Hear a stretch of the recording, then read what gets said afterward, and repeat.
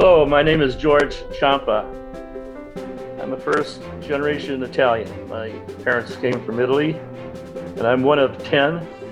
There's me and my younger sister, they're the lone survivors now, and the rest are gone, heaven, I guess, wherever that might be, up in one of those stars, probably. Anyway, I want to tell you something quickly about what happened to me. I was born in Boston on June 16th, 1925. Lived in Winthrop, which is a suburb of Boston, near the ocean. And I started I started the first grade when I was 5 years old because in Boston they had no kindergarten then, and you had to have your tonsils and adenoids removed before you could go to school, which I did at home.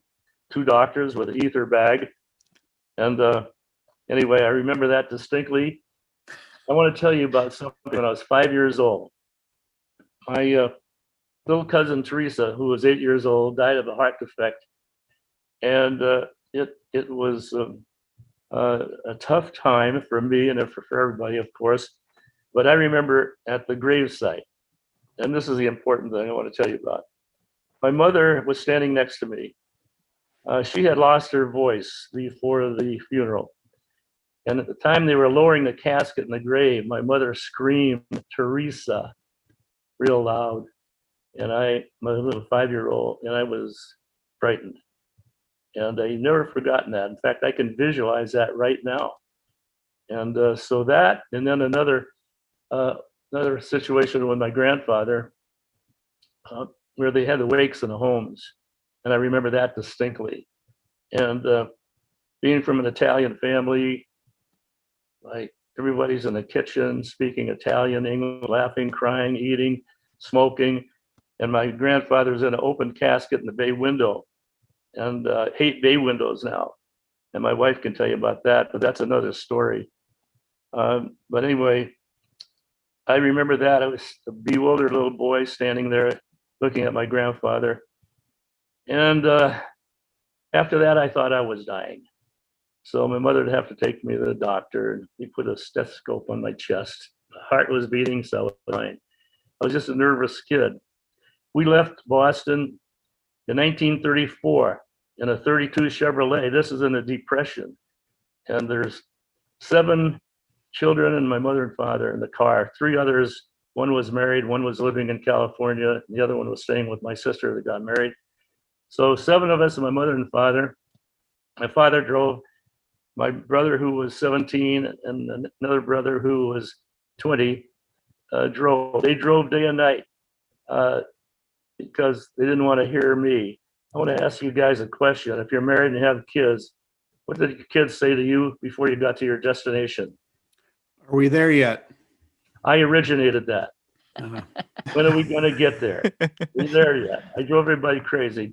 They drove day and night. No motels, no restaurants. So we pulled a flatbed trailer, and my mother had one of these little stoves, a Bunsen burner, where she heated canned goods that were in the flatbed trailer. Anyway, it took us a week to get to California, where we were going. Okay, enough for that. I just wanted to give you that background. Now, let's go ahead to, I graduated from high school the same day I was 17 because I started school when I was 5, remember? No kindergarten in Boston. Had to start first grade. So anyway, being that young in the first grade, I was 17 the day I graduated, which was on my birthday, June 16th, 1942. I went to work in Douglas Aircraft. It was building Navy dive bombers, SPD dive bombers that operated from aircraft carriers. My job was to help get the planes out on the tarmac and put final touches in the cockpit. So I'd sit in the cockpit and do all the final things that had to be done there. And I thought, my gosh, it'd be great to fly one of these. I had a brother in the Air Corps and a brother-in-law in the Air Corps. And when they were home on leave, I'd watch them, and I'd look at other guys in the Air Corps that walked with a swagger. Their hats tilted. The girls were crazy about these guys, and I thought that's what I want to do. So I went to take the test for air cadet, and I flunked it twice. My eyes were 20/22, and you had to have perfect vision 20/20. And so the doctor said to me, well, just think, George, maybe if you got in the Air Corps, you might get killed. I wasn't even thinking about death at that point. I just thought of the glory of it all to be in the Air Corps. And so anyway, I got drafted shortly after that when I turned 18. This whole year I was 17 working on those airplanes. So they sent me to Cheyenne, Wyoming, and they put me in the 610th Graves Registration Company. And I said, what the heck is that? What's Graves? What does that mean? I don't want anything to do with Graves. So the only training we had other than infantry basic training in the cold weather in Cheyenne, Wyoming. This is November. I was drafted in November of 43. November, so it was November, December, January, February, March, and left there in April. Let me tell you what happened. Right next to us was an Air Corps base, Fort Warren. And one day guys came over because they were recruiting for pilots. And this is only 3 months before D-Day. And so we were losing a lot of pilots.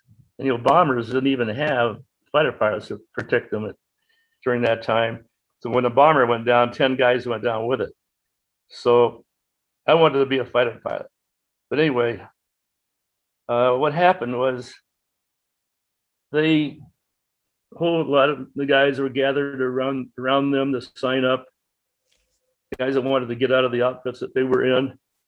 And so I didn't think about talking to my company commander. I just said, wait a minute, you telling me they lowered the eye requirements to 20/30 with no glasses? Yep, that's the deal. I'm ready, let's go. So I took all the tests, I passed everything, physical, eye test, had to write home to teachers that knew me, for letters of recommendation, whatever you want to call it. Anyway, my company commander found out about it, and he blew his top, and he sent me home on furlough. I came back, and he put me into the 607th Graves registration. Remember, I was in the 610th with a bunch of young guys. The 607th, everybody was older than I was. And I was a replacement for one person that they needed. And they were going overseas right away. So I was that replacement. On the way overseas, the guys are all kidding me. Don't worry, Champa. They can turn the ship around, take you home. President Roosevelt said no 18-year-old will set foot on foreign soil. I'd had a cousin that was 17 killed in the Navy for that. So anyway, then, and I want to say one other thing about the Air Corps dropping the eye requirements to 20/30, no glasses. I have found nobody that knows about that. Nobody. I can tell you, I don't know how you can ever find out, but that's the truth. That's what happened. That's how they accepted me. So I didn't get to get in the Air Corps. I was in Graves registration. We landed in England in April of 44. We had 4 platoons and headquarters that made up 124 guys, enlisted men and officers. The 1st, 2nd, 3rd, and 4th platoon and headquarters platoon. So we were in Bristol. They broke up our company into platoons for some reason. I don't know why, but they did. I was in Bristol. And while we were there, our company commander got us together and we just lost 18 of our guys in Exercise Tiger. There was an exercise off the coast of England, Slapton Sands. You can read about it, get the book Exercise Tiger. You'll see in the index in the back, you'll see the 607th Graves Registration Company. All the guys that were killed, 18, their first lieutenant, first sergeant, sergeants, corporals, 5 privates lived. And it was a very secretive thing. I don't want to go into it, it takes too much time. And get the book and you'll find out all about what happened, because the guys, there were almost 800 guys killed there were 4 LSTs out there practicing a landing. I'll just tell you a little bit. And a German E-boat sunk 3 of them. And one of our platoons, our first platoon, was on on one of the ones that was sunk, never recovered their bodies. Eisenhower put out a directive for to find the to find the survivors because they had maps on them where the invasion would be. And the 5 guys that were survivors were put in a concentration camp, practically barbed wire camp, to keep their mouths shut. This was very secretive for several years. Nothing ever got out. There's commemorations that happen over there every day in April. April 28th is when this happened, just before the invasion. And Lori Bolton was a niece of one of the fellows who was killed, Lewis Bolton, who was a sergeant, 24 years old. She was not yet born, but she goes over there every year for that commemoration of Exercise Tiger. So enough of that. So now it's our turn to get out of Bristol and go to Land's End and St. Austell, which is a little village close to the ports, Falmouth and Falmouth, I remember that name. Portsmouth, I think, was the other one. Anyway, we were in that area. I don't remember how long. It was probably a week, maybe longer. I and another fellow who has passed away, Gus Satsos, who lived in Michigan, a really great guy. He and I were buddies, and he and I were billeted in this house with this English couple, Mom and Pop Kneebone, and we were only there to sleep. And I took my wife and kids there 50 years later. 50 years later, we saw the lady that lived next door who was 30, and her little daughter was 2 when we were there. And I saw them again when she was 80 and her daughter was 52. And there's a long story attached to that because I kept in, after Mom died, I kept in touch with her, and then her daughter Ursula. She lived in England. 50th anniversary was the first time I went back to Normandy, and we saw Ursula and her husband, and I kept in touch with Ursula until she died. And then after that, let me tell you one thing. We had dinner at her house, at the daughter's house, Ursula. Looked at the tablecloth, and it was an embroidered tablecloth, long one. And the table was real long. And so Ursula said, one of Mom's boys gave that to her. I said, oh my God, that was my mother, because they communicated, because we couldn't write home. Everything was censored, and he couldn't even write. So she wrote home to my mother, tell her I was okay and everything. And so they kept in touch with each other. But anyway, Ursula and I kept in touch with each other until she died. But I met her son, who lives in Ipswich, England, and then later on met his daughter. So there's like, and the daughter has a couple of kids. So there's 5 generations of Brits that I became acquainted with because of staying in that house right close to the port we're eventually going to disembark from. 2 of the guys that stayed in that house before me and Gus were on the LST that was sunk, and she told us about the 2 of them. And she said one of the boys was Catholic, and we'd go and light candles in the local church every day. And so anyway, it's a very impressive story, and it's a story in itself. So let me tell you from there. Okay, our turn to disembark. And we get on a ship, and we're sailing. I met a Navy gunner, same age as I was. He showed me his quarters. And one day we hit a mine cable. It was no big deal because the ship just rocked a little bit, and the mine was off maybe 75 yards. And that was nothing during the day. That night, we were all sleeping in the hold. You know, that's where they keep equipment usually. And so, but we just lost somebody. Anyway, we were sleeping in the hold. In the middle of the night, a huge explosion. And the ship was rocking in and out of the water.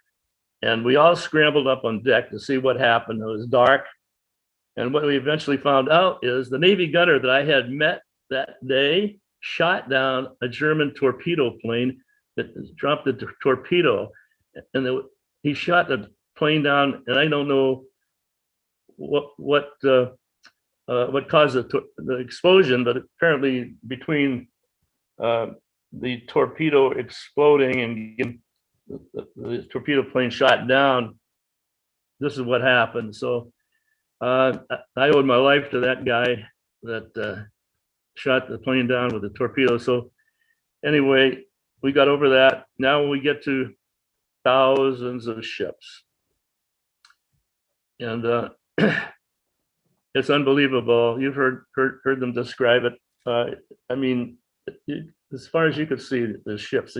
There's claims 4,000 ships were sunk. I have a plaque on my wall in Torrance that reproduces the front page of the LA Times. I worked for the LA Times, by the way, much later than that. My last job I had for 26 years, but I did a plaque of D-Day, and they said 4,000 ships. But since then, I've heard 5,000 ships. So I don't know. Nobody has really come to the conclusion of how many ships were out there, I guess, but there were at least 4,000 ships out there. So we're on one of them, and we're broadside to shore. Now imagine this. We can hear the 88s from the German artillery on shore going over us, hitting ships. Saw a tanker blow up, bodies, debris in the water everywhere. We all got on the side of the ship opposite the shore, up against the bulkhead, to hope that we get some protection, because we could how we're going to get hit anytime. You could hear it, call these screaming mimes, this artillery, and you can hear them scream over you, and you could see ships getting hit. And the ship was tilted in the water because all of the weight of the guys are on the opposite side of the ship from the shore. Now, why they anchored there like that, I don't know, because it made a big target. The only thing I can think of is we were pointed in toward the shore. It's not as big a target, in my opinion. And so that's why they were broadside. Also, when we got off the ship, the rope ladders were on that side. Again, away from the sight of whoever's firing those 88s. And so it seemed like hours. I don't know how long it was really before it got off, but went down the rope ladder. I weighed between 112 and 115 pounds without exaggeration. What I was carrying on my back weighed more than that, I'm sure. I didn't have time to weigh it. But anyway, I tell you, it was very frightening going down the rope ladder and getting into a Higgins boat. That's the small LCI landing craft, not the LST, which is a larger one. So we headed into shore and listening to the 88s zinging over us. Thought we were going to get hit anytime. We went in, turned around, came back out. Went in again, turned around, came back out. And I wondered for years why we did that. And finally learned the reason for doing that is not because they're afraid of getting hit, because their orders are go in. But you had Germans had obstacles in the water. I can't think of the name right now, what they call those things. Hedgehogs. Yeah. Anyway, the mines attached to them for any of the guys waiting in to touch them. But the guy driving that was looking for a place to land. And a third attempt in, he couldn't find a place to land. So that's why we had to wade ashore, and you've seen pictures of that. So I'll tell you one thing, I was scared to death. Anybody who said they weren't scared is a damn liar or they're crazy. Maybe both. But our job was to gather the dead. Now, in those days, we were segregated from I call them Black Americans. I don't call them African Americans. They're Black Americans. And their job was to dig graves. And the first thing we did is pick up paratroopers that landed in the channel in error. You know, a lot of mistakes are made in wars. And the way I described that landing, the whole mess there, was it was organized confusion in my 18-year-old mind. I was 18. I turned 19 10 days later. Then I was 19 during the rest of the war. And then I turned 20 in June, right after the end of the war in Europe, which was in May 8th, 1945. And I turned 20 on June 16th, 1945. Can I clarify something? Yeah. So I just want to make sure. It's my understanding you landed on Utah Beach, which Okay, I is haven't got to that yet. yeah. So just talk about Utah Beach was a very different story than Omaha Beach for anybody that understands World War II. And if you don't know the difference between Utah and Omaha, I'll just tell you very quickly, there was one big thing that made a difference, and that was Dick Winters and Easy Company, the 101st Airborne Division, who took out the gun emplacements at Breakcore Manor. And that story is in our film. If you haven't seen our film, please make sure you pay attention to that. Thankfully, because that was done, George is probably here today, as are a whole lot of other soldiers that landed on Utah Beach. Okay, well, yeah, and of course the Rangers were at Omaha, and I'll tell you more about that later if we have time. But anyway, half of our company went to Omaha Beach. The other half of us went to Utah Beach. And I learned later what Omaha was like. And I'm glad we weren't there, but I'll tell you what, Utah was bad enough for me. And I wouldn't want to go through it again, I'll tell you that.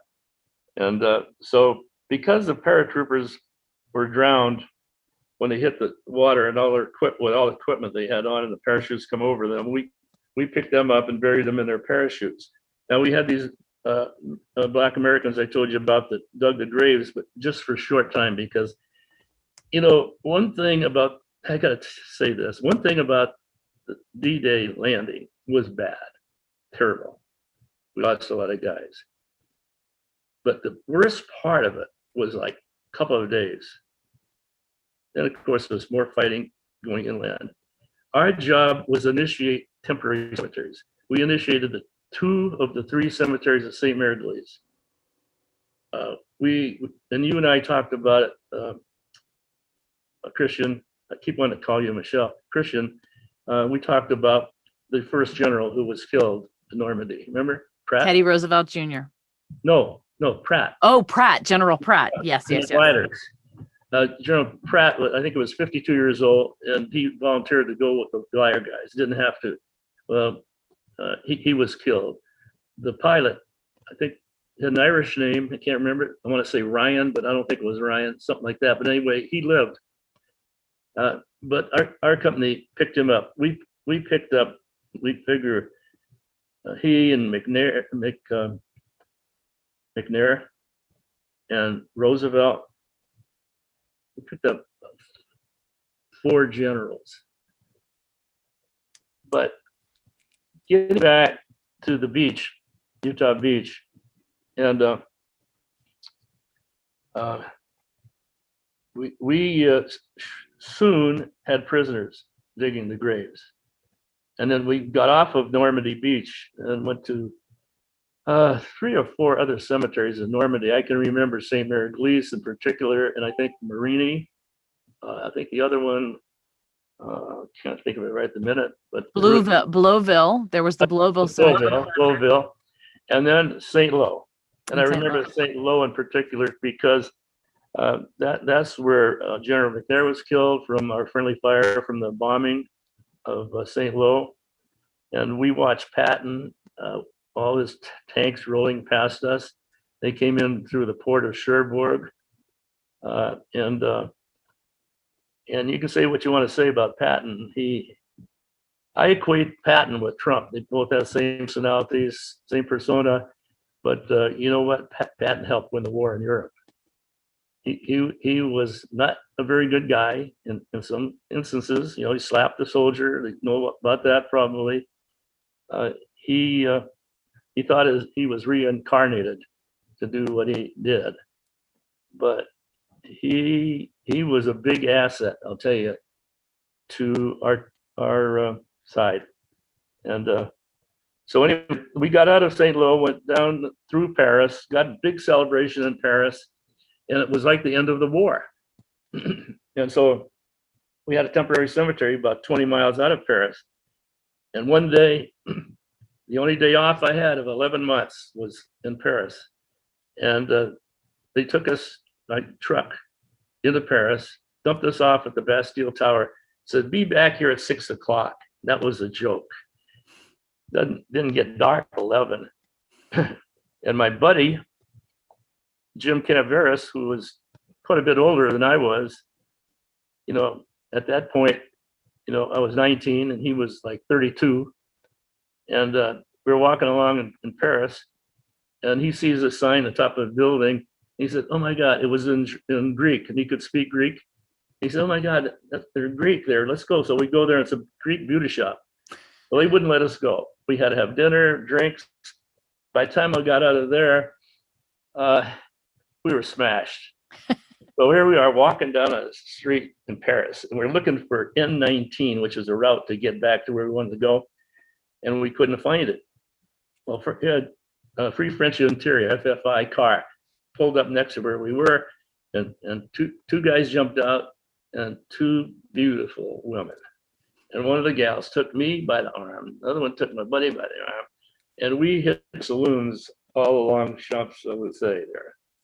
And at the end of that, there was no way we could find our way back. We ran across a couple of GIs, told them our plight, and they said, "Why don't you come and stay with us? They're staying at the University of Paris."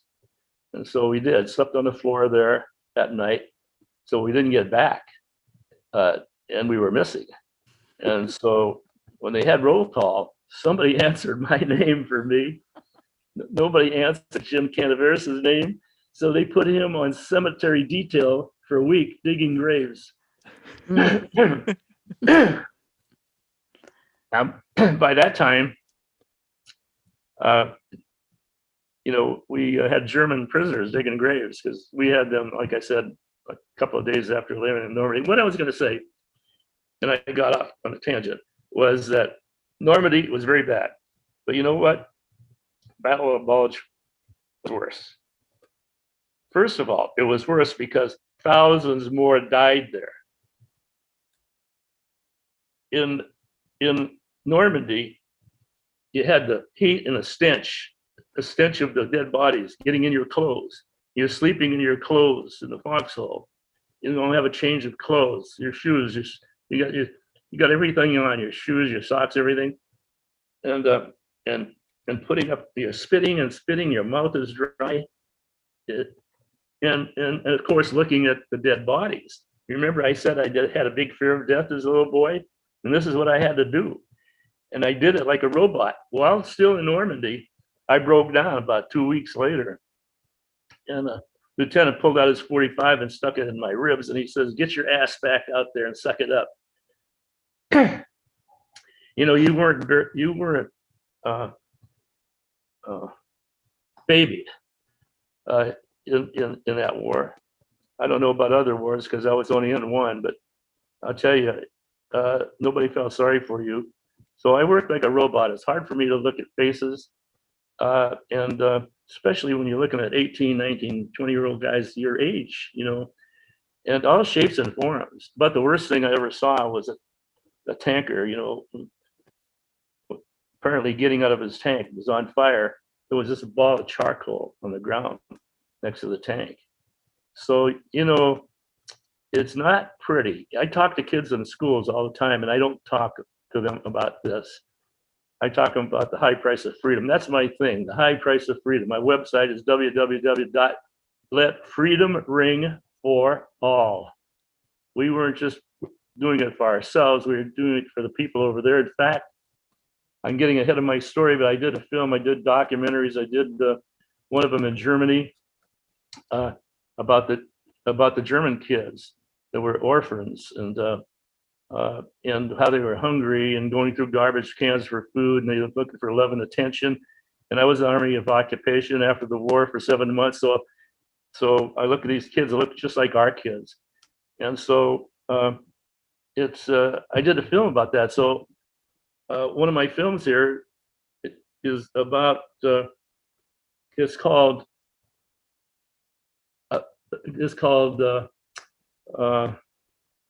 You have your boxes of films right in front of you. Thank you very much. It's called America's Finest Ambassadors. You see me there? Yep. You see me? I had just turned 20. You see that little girl, 2-year-old German girl? You see the Jeeps down there? Yep. I'm going to tell you about the Jeeps later. I damn near got court-martialed say about that later if we have time. Anyway, yeah, I have them all right here. But America's finest ambassadors are our armed forces, because in every war since World War I, men and women of the armed forces befriended kids of the Allies and the enemy, because after all, they're kids. They're not our enemy. And these kids are hungry, forlorn, and oh my God, I mean, I get chills in my back just now thinking about these kids. And you just couldn't resist them. They're going in a garbage can. So we're giving them food, love, and attention. And they were in my Jeep and loved it. They couldn't get into German army Jeeps or vehicles, but they did ours. So anyway, I know I got ahead of myself, but anyway, the Battle of Bulge was very bad because, first of all, the good thing about it is you didn't get the stench, because it's the coldest winter in 30 years. The Battle of Bulge went on from December 16th to January of 44 to January 25th of 45. It went on for a month, and thousands of guys were getting killed. 40,000 guys had frostbitten feet. I mean, it was 30 degrees. I think it was like 30 degrees below. It was below zero. It was so far below zero, you couldn't believe it. It was so damn cold. So we lost a lot of guys there, and more than Normandy. That's why I say it was worse than Normandy in that sense. You know. You mean worse in the Bulge? Yeah, worse than the Bulge. Yeah, and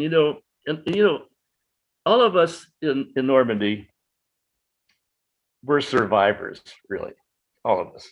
I mean, there's not just a handful of guys that talk about how rough it was for them. It was rough for everybody. It was, you didn't know you're going to get killed the next moment. I was scared to death. I didn't want to drown. Number one, I couldn't swim. Number two, it wouldn't help you.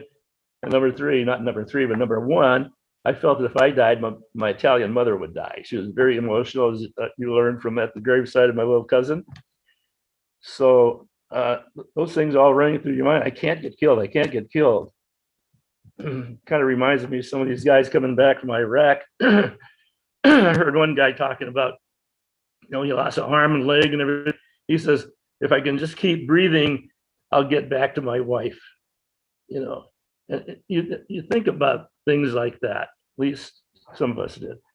But anyway, Battle of Bulge. We George. had this, and then you can stop. We had 17,300 buried in a temporary cemetery at Henri Chapelle. Now it's right under 8,000, 7,992, I think it is. But 17,300. What happened to that 17,300 heroes that are buried there? Well, after the war, 2 years later, 1947, permanent cemeteries were built.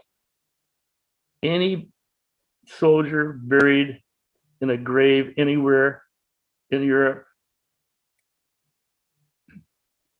during that war, the remains were disinterred and put in lined caskets. And so with that cemetery, 17,300, the average is that 60% of them went home in 1947 when the next of kin requested the remains to be sent home to any cemetery they chose at no cost to them. The other 40% remained there. So when you guys see these emails, like I get all the time, showing cemeteries over there and how many buried in each cemetery, keep in mind that only represents 40% of what was there. Now, the one at Normandy, for example, 10,000, those bodies came from these temporary cemeteries where we buried these guys initially in temporary cemeteries. When they were disinterred, they were sent to the Normandy cemetery, which is the closest permanent one to those temporary cemeteries. So the average is 60% went home, 40% stayed. So that 10%, when you see, I write back to these people and I say, thank you for saying that, but let me explain something to you. And then I go into this dissertation on how that only represents 40%. The other thing that really bothers me before we get off into the things that I forget, and this is why I go off in tangents, you look at the marble tombstones, markers, whatever you want to call them. You look at those beautiful white marble tombstones. Have you guys seen them? Oh yeah. Okay. Okay. Don't say anything, Christian. What do you read on them? What do you, besides the soldier's name, do you recall what you read on there? Do you read their name, their rank, what unit they were in, and What what town? state it came from? What else do you see there? You See- read. Do you see their date of death? No. And I didn't know that until I went back 50 years later with the ladies you saw here a while ago. She was my fiance because my late wife died in 1981 when I had 2 children, girl 11, the boy 10. And my wife was ill for 5 years with lymphoma when the kids were 4 and 5. I'm more proud of raising them than anything I've done for 10 years before they got to college, both of them. First my daughter, and then my son. Anyway, my son went to Notre Dame and my daughter went to University of San Diego, which is a private school. And me with one salary, I put my kids through college. I paid for everything and more. But anyway, that's a tangent. I'll get off of that and get back to where I was if I can Well, remember where I was. Actually, what I'd like to do right now is we unfortunately have run out of time for today, and it is very unfortunate because it is just amazing. Whether you go off on tangents or not, it doesn't matter. It's amazing to hear your memories. And I'm going to get emotional when I share this with you, but there are very few people that have the firsthand accounts that you have. And you do have such a clear memory, and you are able to walk us through what those days were like. And only someone like you who's been there can understand the toll that it took on those that were there. And I can't thank you enough for the time that you've given us today. And I really would like to have you come back because we're only at the Battle of the Bulge and we haven't even gotten to ask any questions yet. Yeah, I've got a lot more. I got a lot more to tell you. You know what? I'm going to give you the ending now, okay? All right. Quickly. The ending is I got out of the service on January 13th, 1946, after Christmas. We didn't make it fair. It's another story in itself about that missing Christmas. Okay, but anyway, here's the way I felt. I got discharged 4 days later on the 17th of January, and I hitchhiked home. I was carrying a duffel bag with all the stuff they let us keep, and I'm walking down my street toward my house, crying.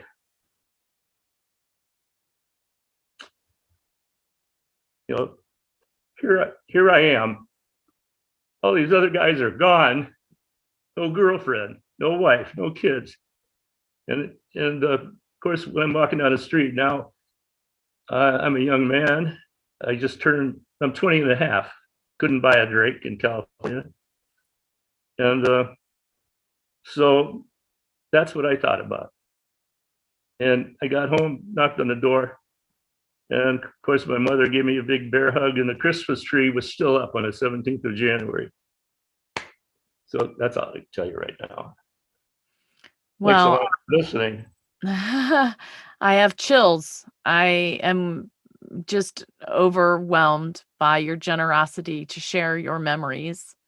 I am so glad you made it home. And who better than you to tell stories when you're 81 about what was done in Europe to keep us all free? And I can't wait. I do want you to know we will start back at the Battle of the Bulge. Hopefully you can come back next week. And then after we get through the war, we can talk about your films. Was Let Freedom Ring the very first film that you did?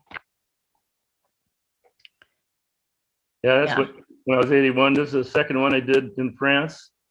Those guys are dead now that are with me there. They all were in the first division. And all 3 of them, one of them just died recently at 90. Oh, no, 100, excuse me. He just turned 100 and died. Wow. He was Well, a we want to definitely hear about that next week.